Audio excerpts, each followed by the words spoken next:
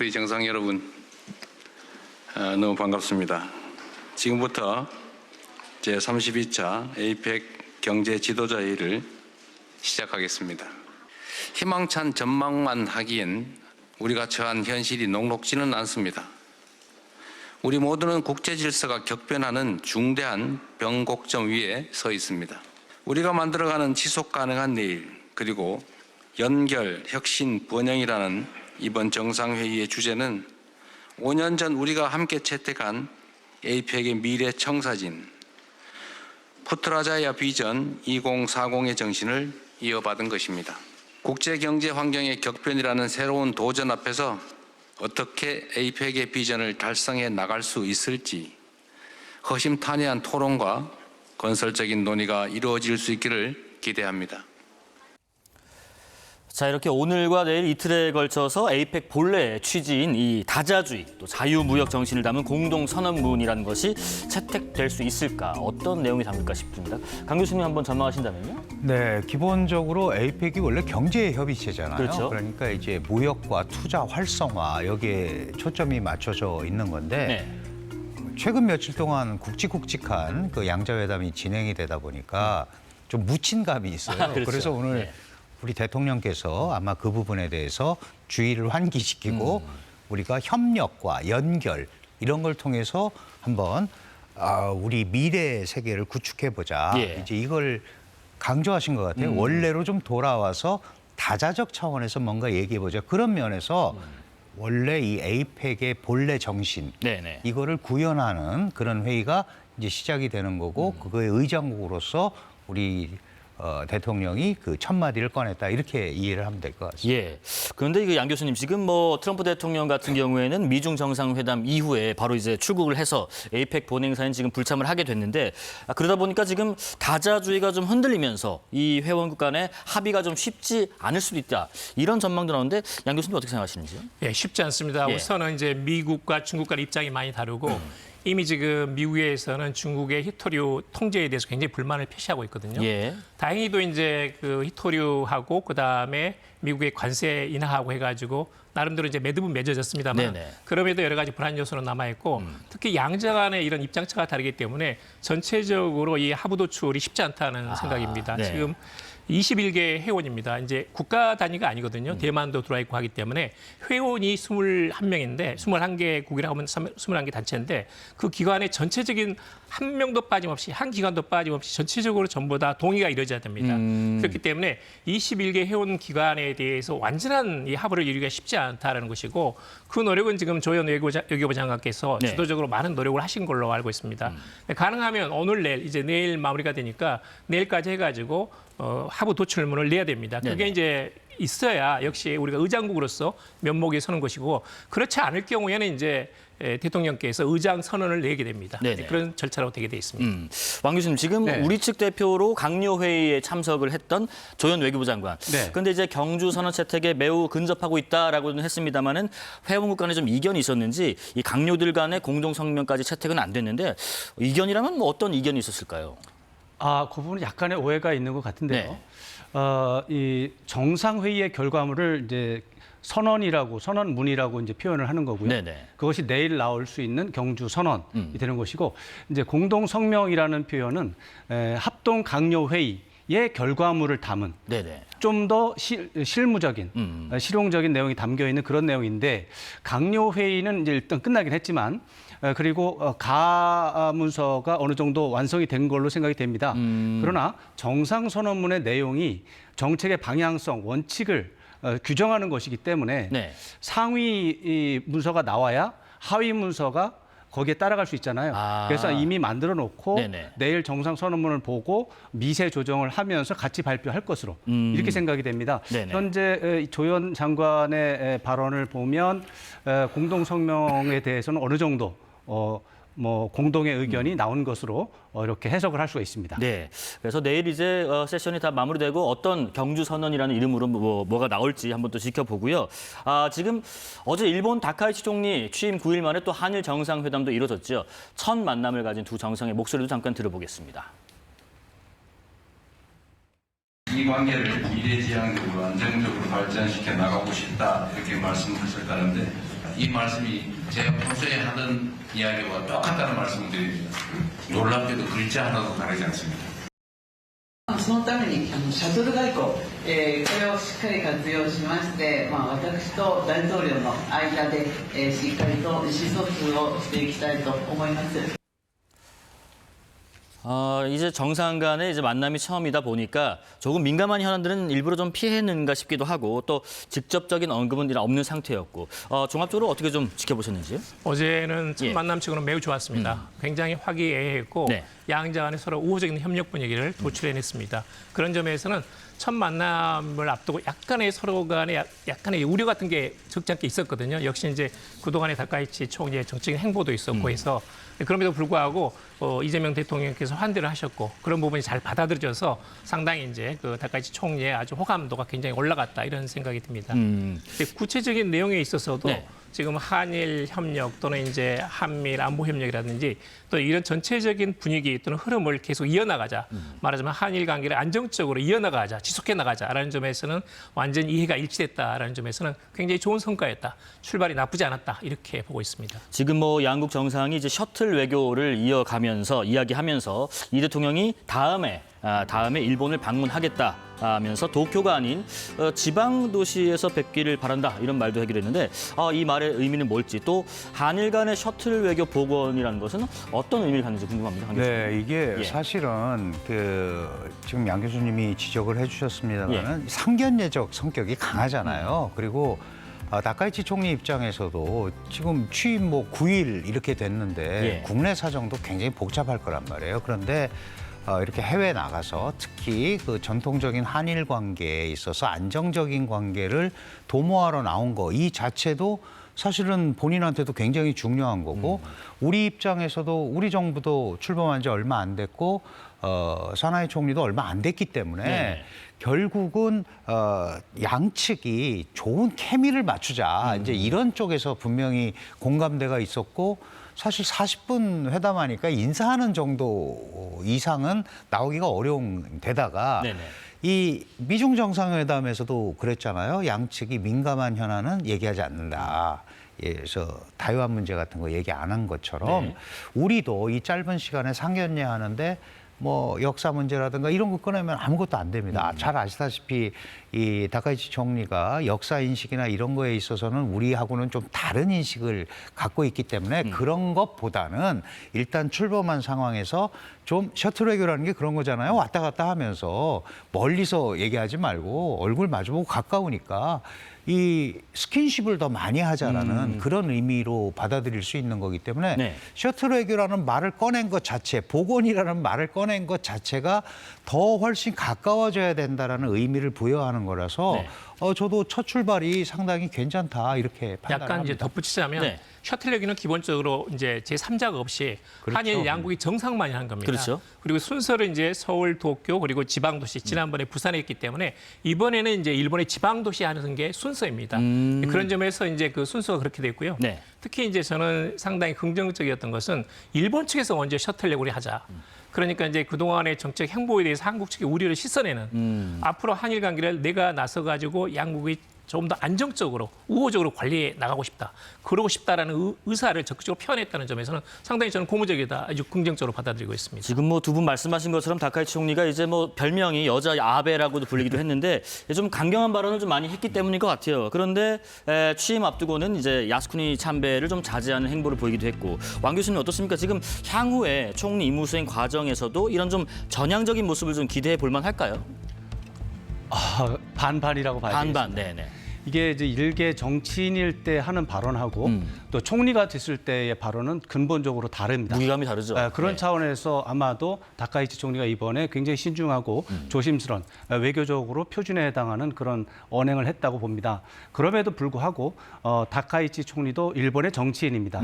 자신의 지지 기반의 어떤 흐름에 따라서 강한 요구가 지속적으로 있다면 다카이치 총리도 버틸 수 없어서 좀 더 자기 지지층에게 영합하는 그런 행동을 할 수가 있는데 네. 그럴 가능성 지금 있습니다. 그렇기 때문에 그런 것들을 다카이치 총리가 앞으로 총리를 하면서 이 모순되는 이 상황을 어떻게 잘 헤쳐나갈지 이것이 앞으로 우리가 지켜봐야 되는 다카이치 총리의 정치력의 부분이 되겠습니다. 한 가지만 더요. 지금 다음 달에 그 일본에서 사도광산 추도식이 열리는데 다카이치 총리가 이 자리에서 어떤 메시지를 내놓느냐 이것도 좀 관심사인 것 같아요. 이런 부분으로 향후 내각을 이끄는 면모까지 우리가 짐작할 수 있을지 어떤 메시지가 좀 나올까요? 뭐 그것은 이제 기본적으로 작년 같은 경우를 보게 되면 네. 사실은 우리가 약간 실망한 부분이 있었죠. 그러니까 이게 추도식이고 조선인 희생자 피해자에 대해서 굉장히 생각하는 어떤 그런 부분의 메시지가 많이 들어가 있어야 되는데 결론적으로 본다면 유네스코에 등재되었고 그리고 거기에 대해서 그 당시 많이 고생하셨던 분들을 일본인이고 조선인이고 할 것 없이 같이 애도한다, 추모한다는 정도의 내용이었거든요. 근데 그런 점에서는 우리가 특정해가지고 조선인 피해자들에서 일본에서 사죄드린다 이런 표현 자체가 없었습니다. 근데 그런 점에서 작년에 이제 좀 결렬되면서 한국과 일본이 각자 따로 했거든요. 올해도 일단은 지금 예정상으로는 한국하고 일본이 각각 하는 걸로 이렇게 되어 있습니다.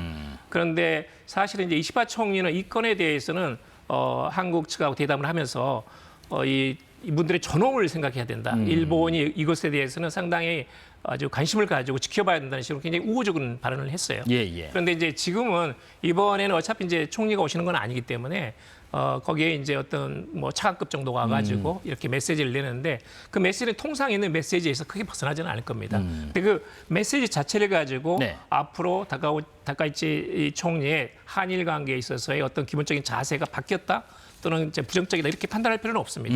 그 자체는 그 정도의 영향력을 가진 건 아니라고 봅니다. 네네. 자, 그리고 소프트 외교라고 하는 좀 부드러운 얘기도 좀 해보겠습니다. 어제 그 한일 정상이 서로의 취향을 좀 고려한 선물도 좀 주고받았습니다. 다카이치 총리는 바둑을 좋아하는 이 대통령을 위해서 이 대통령 고향인 경북 안동시와 자매 도시인 가마쿠라산 바둑통과 바둑알을 선물했고 이 대통령은 우리나라의 김, 화장품을 선물했는데 왜 김과 화장품일까? 바로 이 발언 때문이었습니다.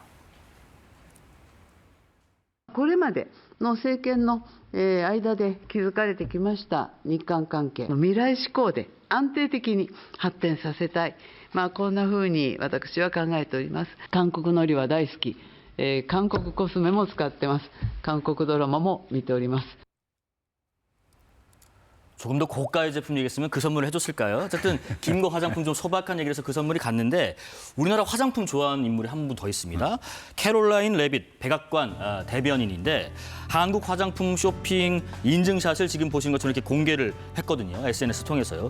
최근에 뭐 K컬처 말할 것도 없고 한국 화장품 구매 어쨌든 참을 수가 없었나 봅니다. 외교적인 면에서도 왕 교수님 많이 좀 도움이 될까요? 이런 부분들이? 도움이 되죠. 네. 지금 현대 외교에서 중요한 부분이 공공 외교입니다. 공공 외교라고 하는 것은 눈앞에서 벌어지고 있는 정무 현안 또 경제 현안, 다양한 현안 그 밑에 양국 국민들이 서로 좋은 감정을 갖고 있는 좋은 이해를 하는 예. 그런 것들 매력도를 높이는 작업이 이제 공공 외교라고 볼 수가 있는데 네네. 지금 캐롤라인 레빗 대변인이 저렇게 올린 것은 한국산 제품을 비롯해서 한국이라는 나라 전체에 대한 우호적인 느낌이 기본적으로 전제되어 있는 그런 행동입니다. 이런 것들이 굉장히 도움이 되는 것이고 또 하나는 캐롤라인 레빗 대변인이 나이가 지금 30살도 안 되셨어요. 굉장히 젊죠. 아주 젊은 네. 여성으로서 백악관, 엄청난 그 백악관의 대변인을 하다 보니 이미 세계적인 셀럽이 된 거예요. 그렇죠. 그런 분이 한국의 화장품을 저렇게 선전하고 하는 것이 한국의 이미지를 높이는 데는 훨씬 도움이 되고 한국의 어떤 부정적인 요소에 대해서도 사람들이 자꾸 잊어버릴 수 있는 어느 나라나 부정적인 요소 있을 텐데 그런 것들을 이렇게 잊어버릴 수 있는 이런 기회가 되기 때문에 돈으로 따지면 환산하기 어려울 정도의 효과가 났다 이렇게 말씀드릴 수 있습니다. 좀 전에 레빗 마스크팩 세트가 나올 거예요, 네네. 마스크팩 3개 합쳤을 때 한 10,000원 할 텐데 그거로 가치를 딸 수 없는 정도의 공동 이익 네, 외교의 이익을 좀 거두고 있는 모습이다 하셨고 경주를 찾은 외국인들이 우리 음식 또 문화 여기에 또 상당히 큰 관심을 보이고 있는 것으로 좀 전해지고 있어요. 경주 에이펙 계기로 해서 양 교수님 우리 문화 또 관광 수요도 자연스럽게 더 늘어나겠죠? 맞습니다. 이제 지금 K푸드라든지 네. 아까 K뷰티 화장품 같은 거, 그다음 K푸드 해가지고 최근 또 이제 뭐가 있으면 K팝 데몬헌터스의 캐대언이 있지 않습니까? 네네. 그러면서 굉장히 붐이 일어나고 있거든요. 그런데 경주야말로 우리 한국의 천년 고도 아닙니까? 한국의 모든 정서, 문화, 전통이 녹아 있거든요. 그 현장에서 패션쇼를 하고 또 음식을 나누고 그다음에 여러 가지 장면들이 또는 이제 그 한국의 어떤 그 자연과 이런 절이라든지 이런 불국사가 비춰지는 것은 굉장한 큰 홍보 효과가 있죠. 저는 이게 특히 의미가 있는 게 지금 외국에서 우리나라를 찾는 관광객분들이 대부분 절반 이상이 너무 수도권에 몰려 있어요. 그래서 한국의 관광객을 늘리려면 네. 지방으로 가는 리피터들, 자주 가는 분들을 또 모을 수 있는 그 계기를 만들어야 됩니다. 그렇죠. 그러면 이제 예. 거점을 만들어야 되는데 물론 이제 제주라든지 전주라든지 부산이라든지 있지만 뿐만 아니라 경주를 통해 가지고 한국의 빛 경주하면서 이걸 토대로 가지고 또다시 이제 경주에 몰리는 또는 이제 지방에 더욱더 외국인 관광객들이 늘어나는 그런 중요한 계기로 삼을 필요가 있지 않나 하는 생각이 듭니다. 참 신기할 거예요. 나가면은 곳곳이 그냥 다 문화재인데 또 뭐 가게 들어가면 이게 뭐 최첨단 화장품부터 해서 대단한 제품들이 많다 보니까 상당히 보는 매력이 있을 것 같습니다. 도널드 트럼프 미국 대통령은 이 대통령에게 받은 선물 어떤 반응이었을지 대통령실 대변인 설명 한번 들어보겠습니다. 다른 정상들과 있는 가운데서 관세 협상을 제일 잘한 리더이자 국가 이런 표현을 쓰기도 했다고 합니다. 그리고 선물도 어제 화제가 됐었는데 트럼프 대통령이 각별히 기뻐하는 모습을 보였다고 하고요. 원래 그 선물들이 별도로 외교부가 미국에 전달을 할 예정이었는데 트럼프 대통령이 에어포스원에 직접 싣고 가겠다라고 해서 그게 가능한지 급히 우리 측에 요청을 하기도 했습니다. 뭐 오벌 오피스 내에 어디 둘지도 이미 정해놨다는 얘기도 있습니다. 자, 지금 뭐 트럼프 대통령이 또 골프 광인 것으로 유명하잖아요. 일본 같은 경우는 이제 금장을 한 골프 클럽 세트를 또 선물했는데 왕 교수님, 그거랑 우리 선물 좀 비교하면 어떤 차이가 좀 있을까요? 장점과 장점이라기보다 공통점과 네. 차이점을 발견할 수 있었습니다.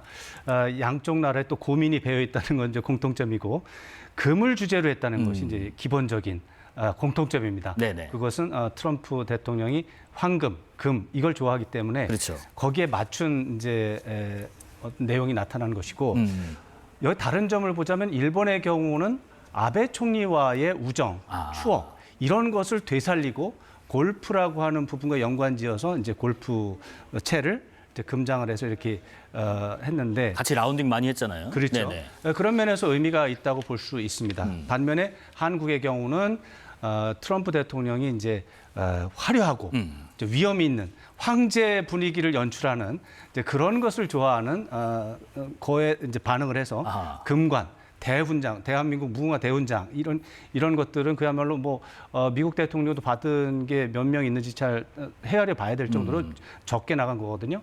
이런 거에 대해서 트럼프 대통령이 이제 만족해할 수 있는데 아무래도 둘을 비교하면 장단점이 있겠으나 아베 총리의 경우는 뭐 트럼프 대통령과의 우정이 있긴 하지만 또 골프를 좋아하긴 하지만 또 비극적인 스토리가 또 배어 있었다는 점에서 아마 저 같으면은 안 했을 것 같다.